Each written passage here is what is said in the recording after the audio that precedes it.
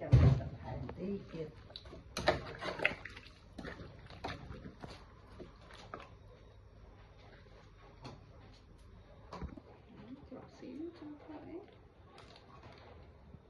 thì bao trà ăn được không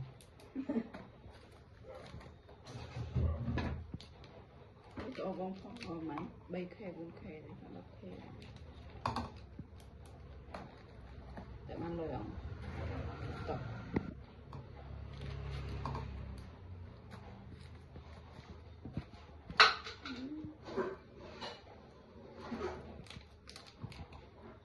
bán mà này